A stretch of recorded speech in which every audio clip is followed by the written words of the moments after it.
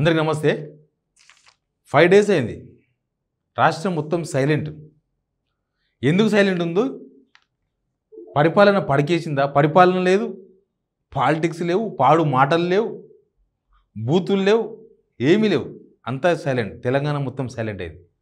17th నుంచి silent అయింది, ఇప్పుడు వరకు సైలెంట్ ఉంది. మళ్ళీ స్టార్ట్ అయిద్దేమో ఇప్పుడు. దీని మీద మాట్లాడదాం. మాట్లాడకన్నా ముందు ఈ వీడియో చూస్తున్న మీరు సబ్స్క్రైబ్ చేసుకున్న వాళ్ళైతే సబ్స్క్రైబ్ చేసుకోండి. సబ్స్క్రైబ్ చేసుకున్న వాళ్ళకి థ్యాంక్స్. సబ్జెక్ట్ లేకపోతే సీఎం రేవంత్ రెడ్డి గారు జపాన్ పోయారు. 17వ తారీఖు నాడు పోయారు జపాన్. ఆ రోజు మూగపోయింది రాష్ట్రం. రాష్ట్రం అంటే తెలంగాణ మూగపోయిందంటే ఇక బూతులు లేవు, వాళ్ళ వీళ్ళ తిట్టడాలు లేవు, పరుష పదజాల రాజకీయాలు లేవు. రాజకీయాలు ఉన్నాయి కానీ పరుష పదజాల రాజకీయాలు లేవు. ఎవరు పనాలు చేసుకుంటున్నారు. రేవంత్ రెడ్డి గారు ఉంటేనేమో ఊరికే ఆయనకి ఇచ్చి ఈయనకి ఇచ్చి వాళ్ళకి ఇచ్చి అందరికి ఇచ్చుతూ ఉంటాడు. ఇంకా ఇచ్చినప్పుడు అవతల కూడా రెస్పాండ్ అవుతారు. నిజానికి ఇప్పుడు బీఆర్ఎస్ వాళ్ళు కూడా మంచి టైం దొరికింది. వాళ్ళ సభ పెట్టుకోనికే, ఆ సభ కోసం ఏర్పాట్లు చేయడానికి వాళ్ళు ఆ పనిలో బిజీగా ఉన్నారు. ఒకవేళ రేవంత్ రెడ్డి గారు ఉంటే ఖచ్చితంగా రోజు ఏదో ఒకటి గిచ్చుడు, వాళ్ళు దానికి రెస్పాండ్ కావడు, వాళ్ళు పని చేసుకోకుండా వాళ్ళు కూడా ఈయన మాట్లాడితే దాన్ని కౌంటర్ ఇచ్చుకుంటూ కూర్చుంటుంది. ఇక రేవంత్ రెడ్డి లేరు కాబట్టి మిగతా వాళ్ళు కూడా సైలెంట్. మిగతా పొద్దుగా లేస్తే మినిస్టర్లు ఉన్నారు, ఇంకో 11 మంది మినిస్టర్లు, వాళ్ళు వీళ్ళు అసలు ఎవరు కనిపిస్తలేరు. అసలు ఎటు పోయినరో ఏమో. అసలు మొత్తం పరిపాలన మొత్తం పడికేసింది. సెక్రటరీకి వచ్చే మినిస్టర్లు లేరు. సెక్రటరీ పోతే మొత్తం ఎంప్లాయీస్ వాళ్ళు వీళ్ళు ఏదో ఒక గ్రామ పంచాయతీ ఆఫీస్ లాగా కనిపిస్తుంది. స్టేట్ సెక్రటేరియట్ అది. హడావిడి లేదు. మినిస్టర్లు వస్తే కొద్దిసేపు హడావిడి ఉంటుంది. మినిస్టర్లు కూడా వస్తలేరు. మినిస్టర్లు కూడా సెలవు తీసుకున్నారు. ఇంకా సీఎం లేడు కదా. అంతకుముందు సీఎం పోతే ఎక్కడో పోయిండు, దావోస్ అటు ఇటు పోతే పొంగులేటి శ్రీనివాసరెడ్డి రోజు పొద్దుగాల ఏదో కార్పొరేట్ ఆఫీస్కి వచ్చినట్టు 10 గంటల టెన్షన్కి వస్తుండే. వచ్చి అన్ని శాఖల ఆఫీసర్లతోనూ సమావేశాలు పెడుతుండే. అంటే ముఖ్యమంత్రి లేకపోతే నేనే ముఖ్యమంత్రిని అని చెప్పుకోవడానికి, నేనే ఇంకా నెక్స్ట్ ముఖ్యమంత్రి చెప్పి నెంబర్ 2 అని చెప్పుకునే ప్రయత్నాలు చేస్తుండే. ఆ మధ్య కొన్ని శాఖలు ఇచ్చిన తర్వాత ఆయన సైలెంట్ అయిపోయాడు. మనం ఎంత ఉండాలో అంతే ఉండాలి, అనవసరం విషయాలు ఏలుపెట్టదని ఆయన కూడా అర్థమైపోయింది బహుశా. అందుకే ఆయన సైలెంట్ అయిపోయింది. ఆయన కూడా వస్తలేడు. సెక్రటరీకి ఎవ్వరు వస్తలేరు. పోనీ రేవంత్ రెడ్డి ఉంటే రేవంత్ రెడ్డి సెక్రటరీకి వస్తాడా అంటే రేవంత్ రెడ్డి ఏం రాడు, కానీ మినిస్టర్లు కనిపిస్తారు సెక్రటరీలో. రేవంత్ రెడ్డి రాడు. 2 months తర్వాత మొన్న ఒక రోజు వచ్చిపోయాడు.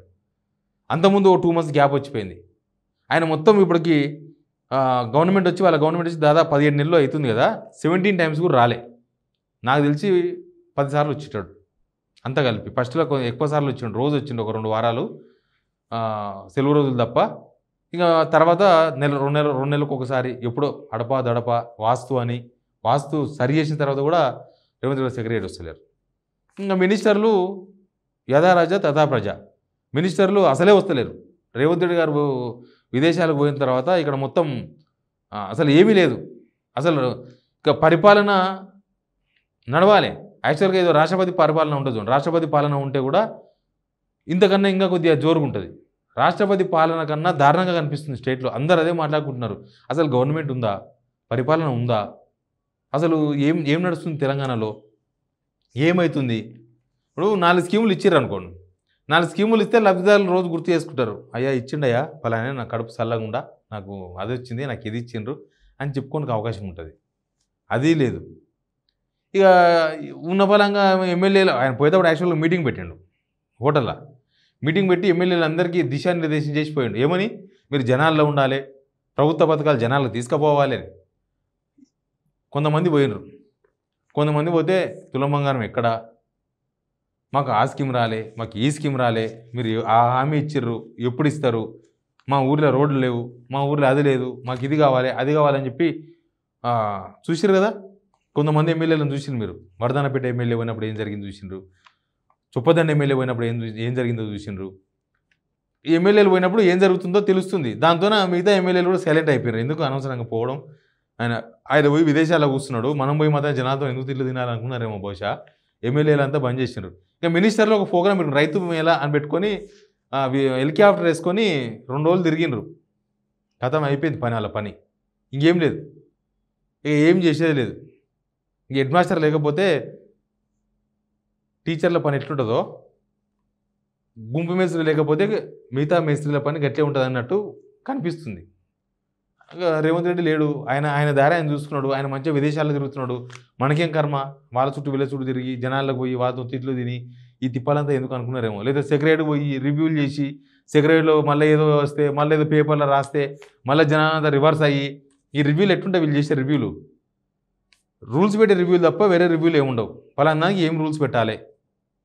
రేవంత్ రెడ్డి ఏమో రోజు ఒక కొత్త స్కీమ్ తీసుకొస్తాడు, రోజుకు కొత్త స్కీమ్ పట్టుకొచ్చి ఆ కొత్త స్కీమ్ మీద ఇక అది వస్తుందో తర్వాత విషయం, కానీ ఇంకా దాని మీద ఒక చర్చలు, 4 చర్చలు 4 మీటింగులు, అట్లయింది ఇట్లయింది.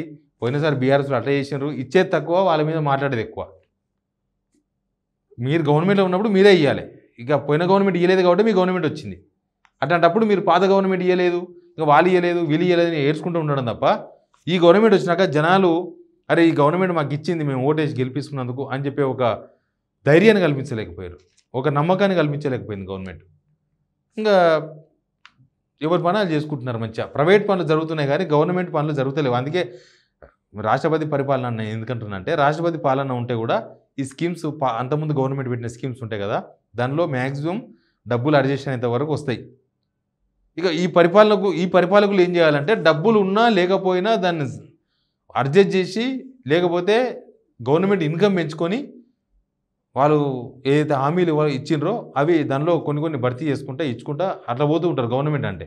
ఇక రాష్ట్రపతి రేవంత్ రెడ్డి ఉన్నా కూడా అదే జరుగుతుంది. ఆయన పోయిన తర్వాత కాదు, ఆయన ఉన్న తర్వాత కూడా డబ్బులు అడ్జస్ట్మెంట్ చేయడం, లేకపోతే నిధుల సేకరణ, లేకపోతే నిధుల సంపద సృష్టించి పంచుతామంటారు చూడు, చంద్రబాబు నాయుడు చెప్తా ఉంటాడు, బట్టి విక్రమార్క చెప్పింది ఇక్కడ.